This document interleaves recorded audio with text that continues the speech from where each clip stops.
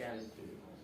आज परमपिता परमात्मा के 3 फरवरी 79 के महावाक्य और मुरली की हेडिंग है सर्व पर रहम करो, वहम और अहम भाव को मिटाओ।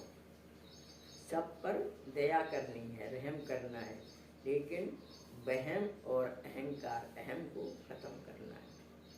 विश्व कल्याणकारी राज्य भाग्य प्राप्त करने वाली, देव पद प्राप्त करने वाली आत्माओं प्रति बाबा बोले। क्या कहा? बाप दादा सभी बच्चों को संपन्न स्वरूप विश्व कल्याणकारी रूप में देख रहे हैं। वर्तमान समय अंतिम स्वरूप का अंतिम कर्तव्य विश्व कल्याण का ही है। यानी जो हमारा कर्तव्य है वो क्या है? अंतिम कर्तव्य विश्व कल्याण करना है। इस अंतिम स्वरूप में स्थित रहने के लिए हरेक ब्राह्मण यथाशक्ति पुरुषार्थ कर रहे हैं। लक्ष्य सबका एक ही, विश्व कल्याण करने का है, लेकिन कोई अभी तक स्वकल्याण में ही लगे हुए हैं और कोई स्वदेश के कल्याण करने में लगे हुए हैं।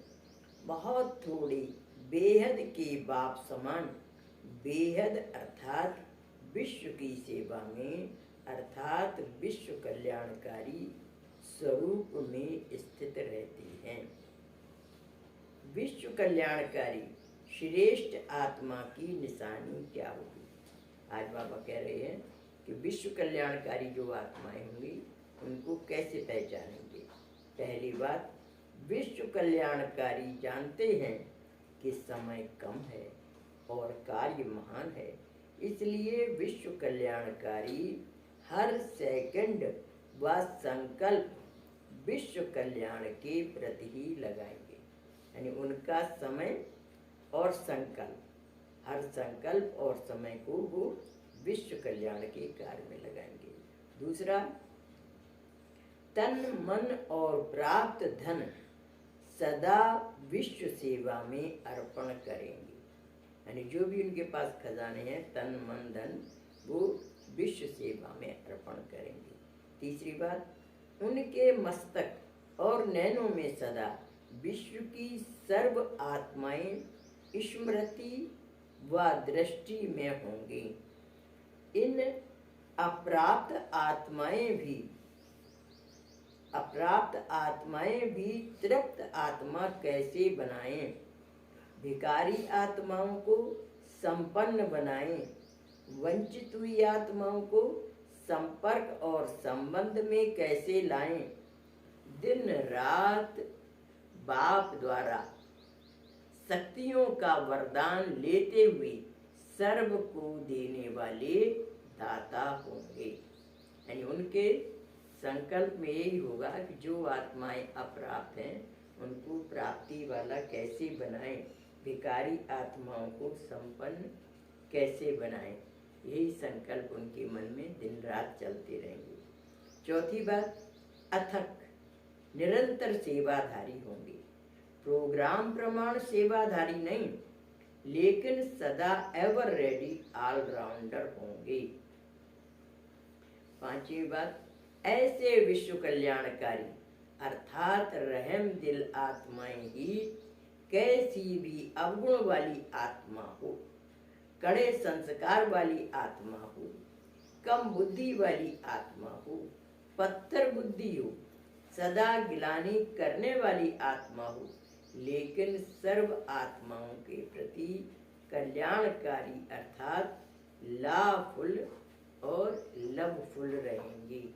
यानी कैसी भी आत्मा हो, सबके प्रति वो लॉ एंड ऑर्डर, नियम और अनुशासन के अनुसार कार्य करेंगे। लक्ष्य सभी का ऐसा ही है, लेकिन करते क्या है? चलते चलते रहम के बदले 2 बातों में बदल जाते हैं।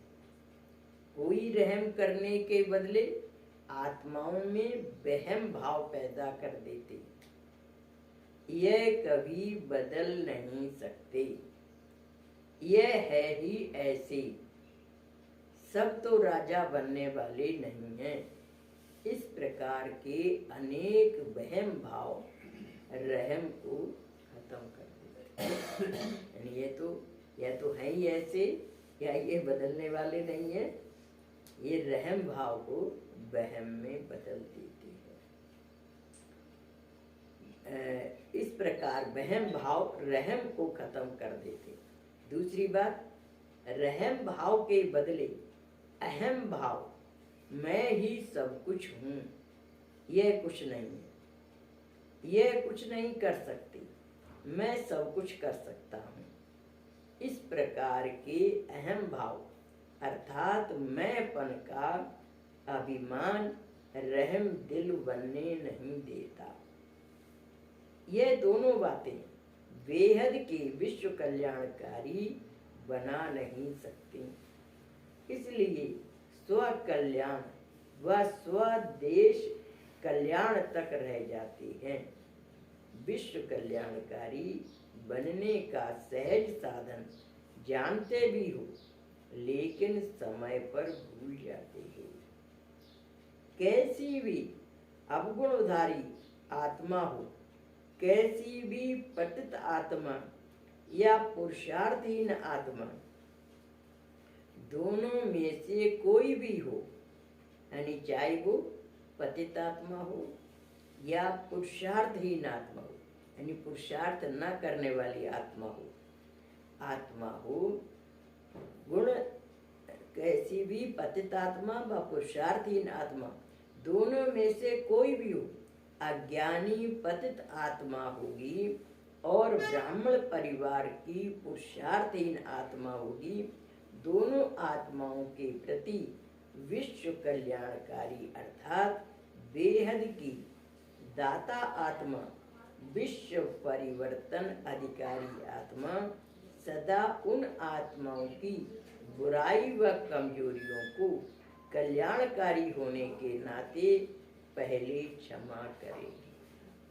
यानी उनके प्रति उनके मन में बदले की भावना नहीं आएगी, चाहे कैसी भी पुरुषार्थहीन भी आत्मा हो, कैसी भी आत्मा हो, वो उनके प्रति रहम भाव रखेगी। सदा उन आत्माओं की बुराई व कमजोरियों को कल्याणकारी होने के नाते पहले क्षमा करेगी। जैसे बेहद का बाप बच्चों को क्षमा करते हैं, किस बात पर? बच्चों की बुराई व कमजोरियों को दिल में न समाये क्षमा करते हैं। पूज्य देवता भक्तों पर क्षमा करते हैं। देखो हम लोगों ने भक्ति में कितना अपकार किया, कितना भगवान जब बताते हैं कि आपने मेरी कितनी गिलानी की, कण कण में कुत्ता बिल्ली सब में भगवान को कहा है ना। और कैसे करते थे, क्योंकि अज्ञानता के कारण समझते नहीं थे। ऐसे देवी देवताओं को भोग लगाएंगे तो पकवानों का भोग लगाते, और शिवलिंग पर जाकर क्या चढ़ाते थे, अक धतूरा जिसमें कोई खुशबू नहीं, ऐसे फूल चढ़ाते थे। पानी भी कैसे चढ़ाते थे, दूध में मिला करके, मतलब पानी में दूध जरा सा डाला और दूध ऐसे चढ़ाते थे। तो हमने भगवान के साथ कोई अच्छा बिहेवियर नहीं किया ना। और देवी देवताओं, अभी दीपावली पर पूजा होती है, कितने पकवान बनाते हैं, शिवरात्रि पर बनाते क्या?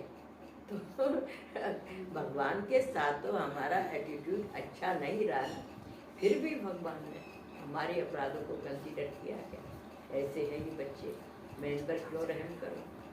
फिर भी वो हमारे प्रति सहृदय हुए, परम धाम से रोज पढ़ाने के लिए आए। तो ऐसे दाता के समान हम बच्चों को भी सबके कल्याण की भावना रखें। भले चाहे हमारा किसी ने अपकार किया हो, नहीं हमारी बात मानी हो, नहीं सुना हो, लेकिन फिर भी हमें उनका कल्याण करना है। ऐसे स्व कल्याणकारी नहीं बनो, अपना कल्याण हो गया, हम तो आ गए ज्ञान में, तो हमारा कल्याण तो हो ही गया, लेकिन दूसरी आत्माओं के कल्याण के भी संकल्प हमारे हृदय में रहना चाहिए। तो बच्चों की बुराई व कमजोरियों को दिल में न समाई क्षमा करते हैं। पूज्य देवता भक्तों पर क्षमा करते हैं। तो विश्व कल्याणकारी मास्टर रचता भी हैं, विश्व अधिकारी भी हैं। यानी विश्व कल्याणकारी मास्टर रचता भी हैं, बनाने वाले भी हैं, और विश्व अधिकारी भी हैं, मालिक भी हैं। अर्थात छोटों के आगे बड़ा राजा के समान, बाप के समान, बाप के समान है, पूज्य आत्मा है। इन तीनों संबंध के आधार से, यानी छोटों के आगे बड़ा कैसा है, राजा के समान है, और बाप के समान है, और पूज्य आत्मा है।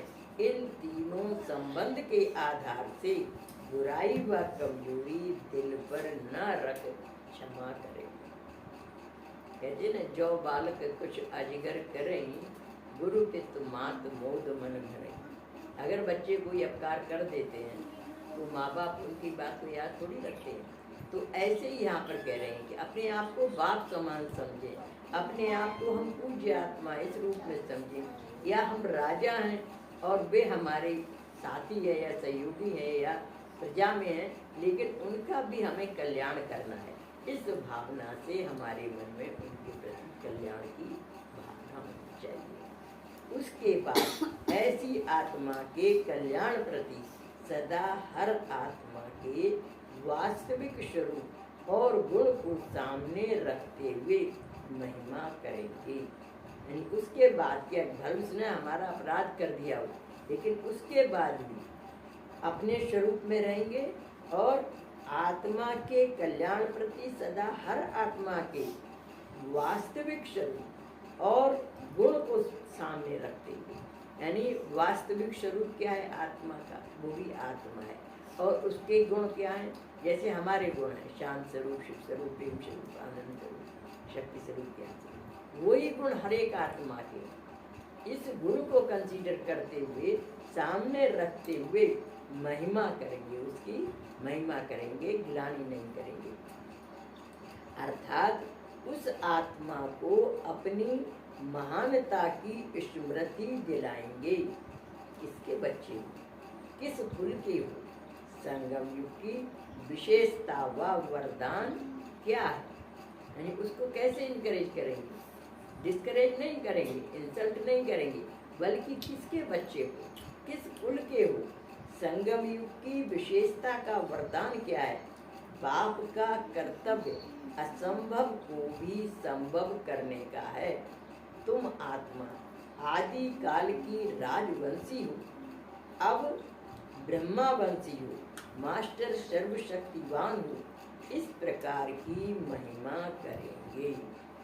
उस आत्मा को डिस्करेज नहीं करेंगे, बल्कि इनकरेज करेंगे कि तुम आत्मा आदिकाल की राजवंशी हो, यानी राज कराने की हो, अब ब्रह्मावंशी हो, मास्टर सर्वशक्तिवान हो, इस प्रकार की महिमा करेंगे, जिससे वह आत्मा गुणों को सुनते हुए स्मृति और समर्थि में आए और कमजोरी या बुराई को मिटाने की हिम्मत में आए। जो उसके अंदर कमजोरी है, बुराई है, तो वो उसकी हिम्मत आएगी और बुराई को दूर करेगी। जैसे क्या होता है ना, कोई बच्चे से गलती हो गई, तो अगर हम उसको डांट देते हैं तो वो फिर क्या है, फेस सेव नहीं करता, मतलब मुँह चुराता है, नहीं आओ इनके सामने, फिर में कुछ कहेंगे। और अगर आप इनकरेज करते हुए इसको बात कहेंगे कि तुम देखो कौन से कुल के हो, भगवान के बच्चे हो, तुम्हें ऐसा करना शोभा नहीं देता, तो वो आत्मा सुधार करेगी। मतलब कहने का तरीका क्या कहते हैं बाबा, कि आप किसी को डिस्करेज नहीं करो, आप उसको उमंग उत्साह में लाओ। पहले अच्छा अच्छा कह के उसको थामो, तो खड़ा तो करो, फिर उससे बताओ देखो ये गलती हो रही है। एकदम अगर हम किसी को इंसल्ट कर देते, तुमने ये गलती कर दी, वो गलती कर दी, तो उसका हिम्मत खत्म हो जाती है। तो बाबा कहते हैं कमजोरी व कोप व बुराई को मिटाने की हिम्मत में आए। जैसे आज की दुनिया में राजपूत वंश वाले अपने वंश की स्मृति दिलाते, तो कमजोर में भी हिम्मत आ जाती। ऐसे विश्व कल्याणकारी कमजोर आत्मा को भी महिमा से महान बना देंगे। अर्थात अपनी रहम दिल की शक्ति से स्वयं तो उनके अवगुण धारण नहीं करेंगे, लेकिन उसको भी अपने अवगुण विस्मृत कराए समर्थ बना देंगे। यानी उसको भी अपने अवगुण पहचान करा करके दूर कर। अब जैसे बाबा ने हम बच्चों को किसी को पर्टिकुलर नाम लेके तो नहीं कहा ना, लेकिन हम लोगों ने किया जब अज्ञान काल में, तो खुद भी अपने ऊपर शर्म महसूस होती है ना कि कैसे दूध खिलाते थे भगवान को कैसे वो धतूरा और कुछ सब चढ़ाते थे। तो भगवान ने भी हमें महसूस कराया ना, तो ऐसे ही हमें भी सामने वाले को ऐसे ही महसूस कराना चाहिए, क्योंकि भगवान इस समय हम बच्चों को अपने समान बना रहा है। ऐसे समर्थ धरनी बनाने के बाद ऐसी आत्मा प्रति थोड़ी सी मेहनत करने से, वहम भाव और अहम भाव न रखने से ऐसी आत्मा भी परिवर्तन हो जाए। यानी रहम भाव रखो, न तो अपने मन में अहंकार लाओ, न वहम करो उसके प्रति, तो परिवर्तन में हो जाएगी। कभी भी ब्राह्मण परिवार में कमजोर आत्मा को तुम कमजोर हो नहीं कहना। नहीं तो जैसी शारीरिक कमजोर आत्मा अगर डॉक्टर द्वारा सुने कि मैं तो मरने वाली हूँ, तो हार्ट फेल हो जाएगा। जैसे कोई कैसा भी मरताऊ पेशेंट भी होगा, तब भी डॉक्टर क्या कहता है, ठीक हो जाओगे, हिम्मत रखो, है ना। तो ऐसे ही बाबा हम बच्चों कहते हैं कि जिस आत्मा के अंदर हिम्मत नहीं है, तो आप अच्छा कह के उसको खड़ा करो, उसके अंदर हिम्मत लाओ, तो वो आगे बढ़ जाएगा। हार्ट नहीं तो वो हार्ट फेल हो जाएगा। ऐसे आप सभी मास्टर अथॉरिटी हो, श्रेष्ठ आत्माएं हो, विश्व परिवर्तक हो। आप लोगों के मुख से सदैव हर आत्मा के प्रति शुभ बोल निकलने चाहिए। दिल से कष्ट बनाने वाले नहीं। दिल से कष्ट बनना भी हार्ट फेल होना। यानी कोई आत्मा अगर ना उम्मीद हो जाए, तो ये भी क्या हार्ट फेल होना। चाहे कितना भी कमजोर हो, उसको इशारा भी देना हो, शिक्षा भी देनी हो, तो पहले समर्थ बनाकर फिर शिक्षा दी। पहले उसकी विशेषता की महिमा करो, फिर उसको आगे के लिए और भी श्रेष्ठ आत्मा बनने का साधन कमजोरी पर अटेंशन रीति से दिलाओ। पहले धरनी पर हिम्मत और उत्साह का हल चलाओ। यानी जैसे हल चलाते ना जमीन को, एकदम ऐसे बीज नहीं बोते, तो वैसे ही बाबा कह रहे उसके अंदर क्या करो, पहले धरनी पर हिम्मत और उत्साह का हल चलाओ, उसके अंदर हिम्मत और उत्साह लाओ, फिर बीज डालो, तो सहज ही बीज का फल निकलेगा। नहीं तो हिम्मतहीन कमजोर संस्कारवश आत्मा अर्थात कलराठी जमीन में बीज डालते हैं, इसलिए मेहनत और समय ज्यादा लगता है। जैसे बंजर भूमि हो, उसमें आप बीज डालो तो पैदा नहीं होगा। ऐसे ही बाबा कह रहे हैं कि आप एकदम कहेंगे उसको, कोई बीज डालेंगे, मैंने अच्छी बात समझाएंगे, तो उसके दिमाग में नहीं होगी। पहले आप उसको उमंग उत्साह में ला करके खड़ा करो, फिर उसको कहो तो बीज फलीभूत होगा। तो इसलिए मेहनत और समय ज्यादा लगता है और सफलता भी कम निकलती है। विश्व कल्याण के कार्य में सोचने व करने की फुर्सत नहीं मिलती। स्व कल्याण व देश कल्याण में ही लगे रहते हैं। विश्व कल्याणकारी स्वरूप में स्थित नहीं हो सकती। तो समझा, विश्व कल्याणकारी बनने के लिए क्या करना है और क्या नहीं करना है, तब ही विश्व कल्याण की सेवा की गति तीव्र हो सकेगी। अभी मध्यम गति है, इसलिए इस वर्ष में विश्व कल्याणकारी स्थिति की विधि द्वारा विश्व कल्याण के सेवा की गति तीव्र बनाओ। रहम दिल बनो। अब तक जो कुछ चला, ड्रामा अनुसार जो चलता, चलता था वह चला। बाबा कह रहे हैं कि अभी तक जो कुछ चला वो ड्रामानुसार चला, इससे भी आगे के लिए कल्याण की भावना ले, चढ़ती कला की भावना ले, अब आगे बढ़ो। अब क्या होना चाहिए कि सबका कल्याण करना है, चढ़ती कला यानी सब आगे बढ़े, कला चढ़ती कला की भावना ले, आगे बढ़ो। कमजोरियों को सदा के लिए दृढ़ संकल्प द्वारा विदाई दे दो और विदाई दिलाओ, यानी खुद भी विदाई दे दो अपने मन से और उसको भी विदाई दिलाओ, तो विश्व परिवर्तन का कार्य तीव्र गति से हो जाएगा। स्पीड और स्टेज को, स्पीड माने रफ्तार और स्टेज को बढ़ाओ, अर्थात हर बात को नॉलेजफुल समर्थ स्थिति द्वारा सदा सहज पास करो और सदा पास हो जाओ, तो फाइनल स्टेज पर पास विद ऑनर हो जाएंगे। देखो बाबा ने क्या बात कही, स्पीड और स्टेज को बढ़ाओ, यानी जो आपकी रफ्तार है उसको, और आपकी स्टेज क्या है, आप इक्वल नहीं समझो, चाहे क्लासमेट ही हो, क्लास का साथी हो, लेकिन आप समझो मैं पूर्वज हूँ, मुझे इनका कल्याण करना है। आपकी थिंकिंग कैसी होनी चाहिए, तो स्पीड और स्टेज को बढ़ाओ, अर्थात हर बात को नॉलेजफुल समर्थ स्थिति द्वारा, यानी सारा ज्ञान मालूम है कि भगवान हम इस दुनिया का परिवर्तन करने आए।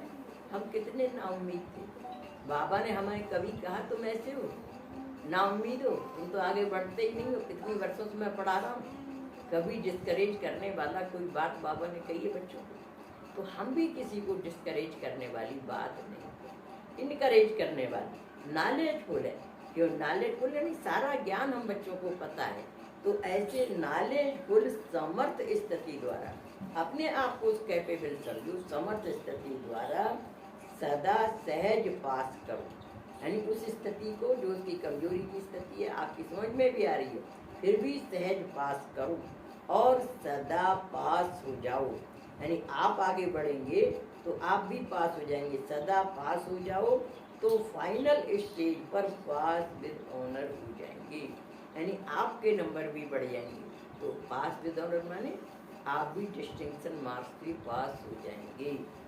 समझा? ऐसी तैयारी करो जो दूसरी सीजन में बाप दादा सबको तीव्र पुरुषार्थी के रूप में देखें।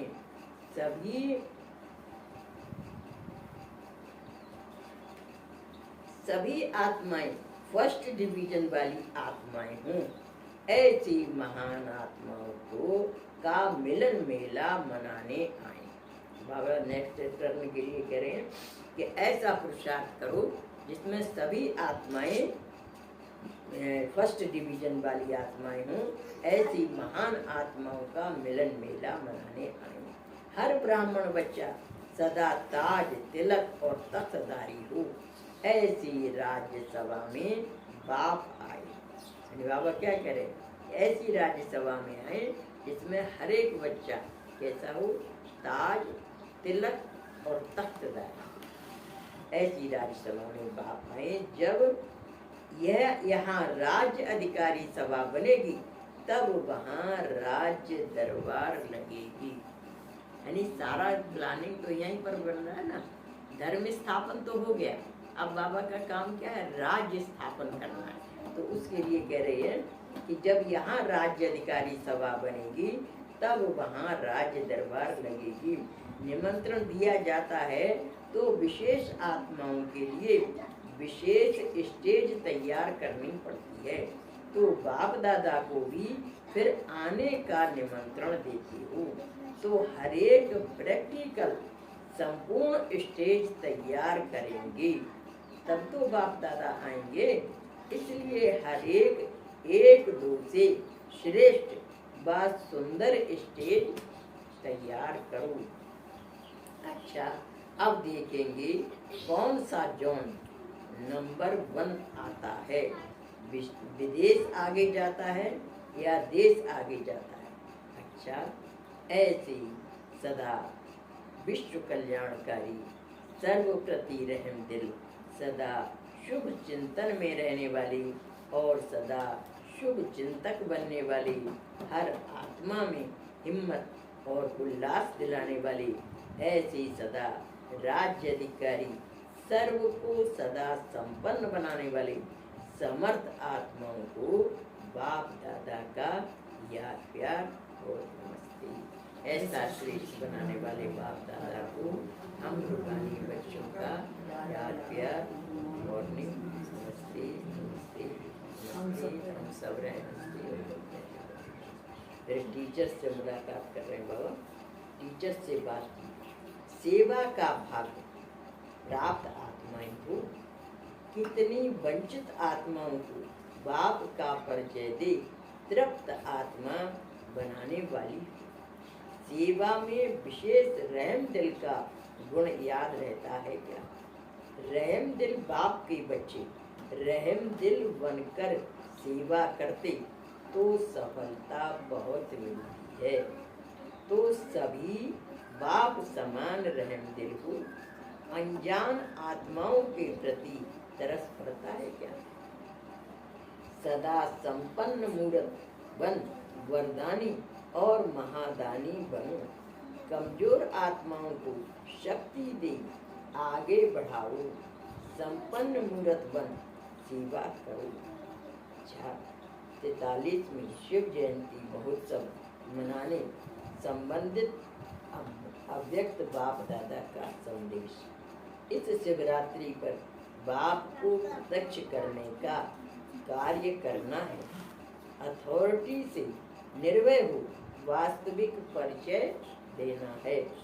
इस शिवरात्रि उत्सव मनाने समय सब ऐसा प्रोग्राम रखें जिसमें सबका अटेंशन विश्व के रचयिता तथा जिसके द्वारा पार्ट बजाया उस आदिदेव अर्थात साकार ब्रह्मा को पहचाने, यानी ब्रह्मा बाबा को भी पहचाने और शिव बाबा को भी पहचाने। यह शिवरात्रि विशेष बाप को प्रत्यक्ष करने वाली नवीनता वाली हो।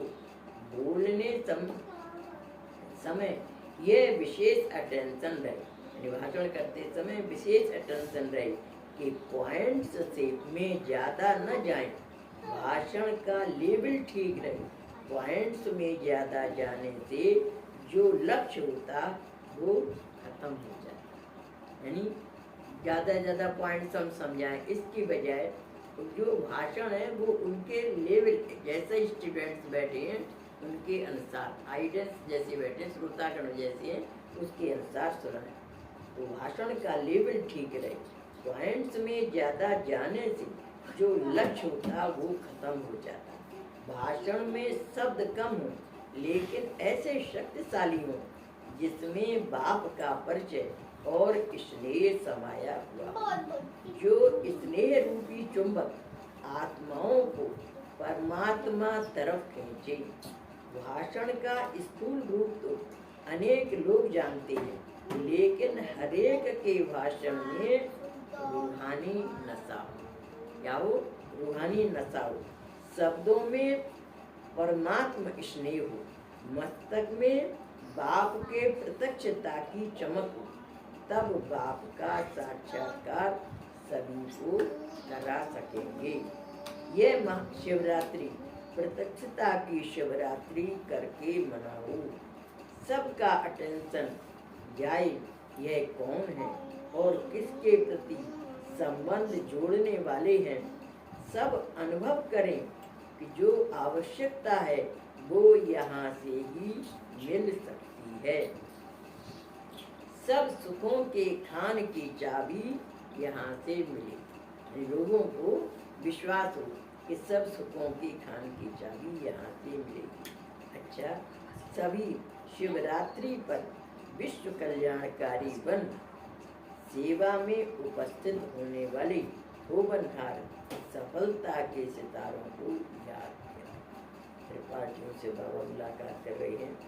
स्व स्थिति की सीट पर रहने से परिस्थितियों पर विजय, यानी अपनी स्व स्थिति की सीट पर रहेंगे तो परिस्थिति, परिस्थिति माने पराई स्थिति, वो आएगी तो चली जाएगी, तो परिस्थितियों पर विजय प्राप्त कर सकते हैं। सदा मास्टर सर्वशक्तिवान की स्थिति में स्थित हो, हर प्रकार की परिस्थितियों के ऊपर विजयी रहते हो क्या? यानी बाबा पूछ रहे हैं कि मास्टर सर्वशक्तिमान की स्थिति में रहकर हर परिस्थिति पर विजयी बनते हो। अब तक स्व स्थिति शक्तिशाली नहीं होगी तो परिस्थिति के ऊपर विजय नहीं होगी। यानी अपनी स्व स्थिति पावरफुल है तो परिस्थिति हमें डगमग नहीं कर पाती है। अगर अपनी स्थिति हलचल में होती है तो परिस्थिति हावी हो जाती है। तो अगर विजयी तो परिस्थिति के ऊपर विजय नहीं होगी। परिस्थिति प्रकृति द्वारा आती है, इसलिए परिस्थिति रचना हो गई और स्वस्थिति वाला रचता है, तो सदा रचना के ऊपर विजय होती है ना। अगर रचता रचना से हार खा ले तो उसे रचता कहेंगे क्या? यानी जो रचता होता है, बनाने वाला होता है, वो श्रेष्ठ पोजीशन, तो श्रेष्ठ पोजीशन वाला अगर रचना के अधीन हो जाए तो उसको रचता कहेंगे क्या? तो प्रकृति द्वारा आई हुई परिस्थितियां रचना है, तो मास्टर रचता अर्थात मास्टर सर्वशक्तिवान कभी हार खा नहीं सकते, असंभव है। अगर अपनी सीट छोड़ते हो तो हार होती है। यानी हार कब होती है? जब अपने सम्मान को, अपने स्वस्थिति को भूल जाते हैं। सीट पर सेट होने वाले में शक्ति होती है, सीट छोड़ी तो शक्तिहीन। तो मास्टर रचता की सीट पर सेट रहना है। सीट के आधार पर शक्तियां स्वतः आएंगी, नीचे नहीं आना। नीचे है ही देह अभिमान। अगर सीट से भूले, आत्मिक स्मृति को भूले तो क्या आ गए? बॉडी कॉन्शियस में, तो देह अभिमान आया। तो देह अभिमान रूपी माया है धूल, नीचे आएंगे तो धूल लग जाएगी, अर्थात शुद्ध आत्मा से अशुद्ध हो जाएंगे। बच्चा भी अगर स्थान से नीचे आ जाता है तो मैला हो जाता है। बच्चे के लिए भी अटेंशन रखते, मैला न हो जाए, तो देह भान में आना अर्थात मैला होना। आप शुद्ध आत्मा हो, शुद्ध पर अगर जरा भी मिट्टी लग जाए तो स्पष्ट दिखाई देती। जरा भी देह अभिमान का मैल आप शुद्ध आत्माओं में स्पष्ट दिखाई देगी। बार बार देह भान में आना अर्थात मिट्टी में खेलना व मिट्टी खाना, तो ऐसे तो नहीं हो ना। यानी बाबा पूछ रहे ऐसे तो नहीं हो कि मिट्टी खा रहे या मिट्टी में खेल रहे, तो ऐसे तो नहीं हो ना। कभी पिछले संस्कार तो नहीं आ जाते हैं। अब जब मरजीवा हो गए तो पिछला खत्म हुआ। मरजीवा अर्थात ब्राह्मण जीवन, यानी ज्ञान में जब आते हैं तो नया जीवन कहलाता है। तो ज्ञान में आए तो मरजीवा जीवन कहलाता है। तो मरजीवा जन्म अर्थात ब्राह्मण जीवन। ब्राह्मण कभी मिट्टी से नहीं खेलेंगे। यह तो शूद्रपन की बातें हैं। तो सदा बाप की याद की गोद में रहो। याद ही याद है। लाडले बच्चों को माँ बाप गोद में रखते, मिट्टी में नहीं जाने देते। तो आप लाडले बच्चे हो ना, तो मिट्टी में नहीं खेल सकते। अगर लाडले बच्चे हो इसलिए मिट्टी, मिट्टी माने देह अभान में नहीं आओ, नहीं खेल सकते। रत्नों से खेलते रहो। मिट्टी में खेलने वाले बाप के बच्चे हो नहीं सकते। रायल बाप के बच्चे मिट्टी से नहीं खेलते। तो सबसे बड़े बाप के बच्चे सदा ज्ञान रत्नों से खेलने वाली श्रेष्ठ आत्माएं ऐसे होना। अच्छा, कैसी भी परिस्थिति हो लेकिन सदा बाप के का साथ स्मृति में रहे तो माया जी बाप को साथी बनाने से विजयी रतन हो जाएंगे।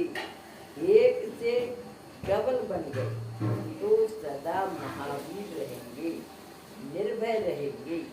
बाप का साथ होने से माया जीत बन जाएगी। अच्छा,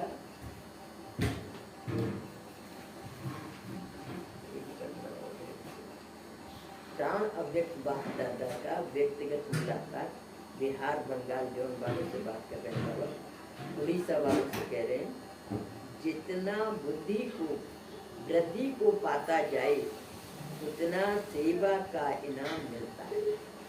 जो जितनी आत्माओं को बाप का परिचय देने के निमित्त बनते हैं उतना ही अभी भी खुशी की प्राप्ति होती है और भविष्य में भी राज्य पद की प्राप्ति होती है।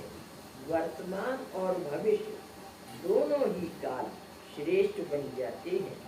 ऐसा श्रेष्ठ काल जिससे दोनों काल श्रेष्ठ हो जाएं तो कितना करना चाहिए।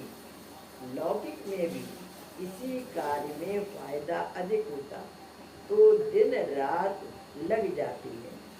यह तो सबसे अच्छे सबसे श्रेष्ठ बिजनेस है। बाबा कह रहे हैं ये तो सबसे श्रेष्ठ बिजनेस है। संसार में भी इसमें मुनाफा होता है ना, आदमी उसमें लग जाता है। 21 जन्म के लिए सौदा करते हैं। यहाँ पर क्या है, एक जन्म में 21 जन्म का भाग्य बनाते हैं तो 21 जन्म के लिए सौदा करते हो। तो इस सीजन में इतना जमा कर लेते हो जो फिर आराम से खाते रहे। इतना जमा करना है कि 21 जन्म बैठ के खाना है। कितनी बड़ी लॉटरी मिलती है। एक जन्म की थोड़ी मेहनत और अनेक जन्म खाते रहेंगे, वह हद की लॉटरी होती है। उसमें एक डालते तो लाख की लॉटरी लग सकती है, लेकिन यह तो बेहद की अविनाशी लॉटरी है। घर बैठे इतनी श्रेष्ठ प्राप्ति है।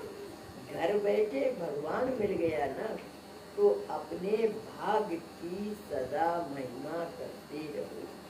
सदा मन में अपने भाग्य के गीत गाते हुए खुश रहो। अगर कहीं भी लगाव होगा, मोह होगा तो दुख की लहर आएगी। कभी दुख होता है क्या? बाप जन्म जन्मांतर के लिए रोना बंद कराते हैं। इस ज्ञान में क्या है, रोना नहीं है। तो बाबा कहते हैं बाप जन्म जन्मांतर के लिए रोना बंद कराते हैं। दुख होगा तो रोएंगे, दुख ही नहीं तो रोना बंद। सब सुखदाता के बच्चे मास्टर बन गए तो दुख आ नहीं सकता। दुख का दरवाजा बंद, स्वर्ग अर्थात सुख का दरवाजा खुल गया। स्वर्ग की टिकट ले ली है ना, सदा खुशी में नाचते रहो। खुशी होगी तो दूसरे भी आपको देखकर खुश होंगे और बाप के समीप आएंगे। हमेशा खुश होंगे तो दूसरे भी खुश होंगे और बाप के आपके समीप आएंगे। भाई आपकी खुशी का राज क्या है? तो बाप आपके समीप आएंगे, आपको खुशी बाप का परिचय देगी, यानी आपकी खुशी बाप का परिचय देगी। कभी भी वियोग में नहीं आना। सदा योगी संगम युग पर विशेष प्राप्ति बाप से मिलन मनाने की है। सदा मिलन मनाने वाले ऐसे खुशी में रहो। अच्छा, सदा अपने को महावीर अर्थात सदा ज्ञान के शस्त्रधारी अनुभव करते हो क्या? महावीर को सदा ज्ञान के शास्त्र दिखाते हैं, वह है विजय की निशानी। ऐसे सदा ज्ञान के शस्त्रों से सजे हुए महावीर हो क्या? शस्त्रों को समय पर काम में लगाते हो या समय पर कार्य नहीं करते? यानी शस्त्र समय पर काम में आते हैं क्या नहीं आते, नहीं कार्य नहीं करते। ऐसे भी होता है, चीजें सब होती हैं लेकिन समय पर याद नहीं रहती। तो जैसी परिस्थिति वैसे ज्ञान के शस्त्र द्वारा महावीर बन मायाजीत बन जाते हो। कितने समय में विजयी होती है। सेकंड में विजयी सेकंड में विजयी बनते हो या टाइम लगता है। अगर टाइम लगता है तो महावीर नहीं कहेंगे। अगर विजयी बनने 1 घंटा लगा और उसी टाइम के अंदर अंतिम घड़ी आ जाए तो फिर किस पद को प्राप्त करेंगे, किस पद को प्राप्त होंगे। तो महावीर अर्थात हर घड़ी अटेंशन पास विद ऑनर वही होगा जो हर परिस्थिति में पास होगा। तो सदा पास होने वाले हो ना। अच्छा, तो टीचर से बाबा करें। टीचर्स को विशेष लिफ्ट की गिफ्ट है। क्यों? टीचर्स को सिवाय ईश्वरीय सेवा के और कोई भी बोझ नहीं। एक की ही याद, एक के ही प्रति सेवा। जब एक काम है तो एक काम में तो अच्छी तरह से आगे बढ़ सकते हैं ना। प्रवृत्ति वालों को तो 2 कार्य निभाने पड़ते, परिवार वालों को 2 काम निभाने पड़ते हैं। टीचर्स सहज ही एक रस रह सकते हैं। बातें करनी है तो भी बाप का परिचय देना है, कर्मणा सेवा करना है तो भी बाप ने अनेक इसके निमित्त बनाया। तो टीचर्स को नेचुरल गिफ्ट मिली हुई है। इस गिफ्ट का लाभ उठाते रहो। टीचर्स अर्थात डबल लाइफ, निमित्त बनकर चलना अर्थात डबल लाइफ। तो सदा इसी स्थिति का अनुभव होना चाहिए। करण करावनहार करा रही है, मैं निमित्त हूँ, तब सफलता होती है। मैंपन आया अर्थात माया का गेट खुला। निमित्त समझा अर्थात माया का गेट बंद हुआ। निमित्त समझने से माया जीत भी बन जाते, डबल लाइट भी बन जाते और सफलता भी मिल जाती। तो टीचर्स को यह लिफ्ट है, जितना लाभ उठाना चाहो उतना उठा सकती हो। तो टीचर्स को चेक करना चाहिए हमारा नंबर क्या है।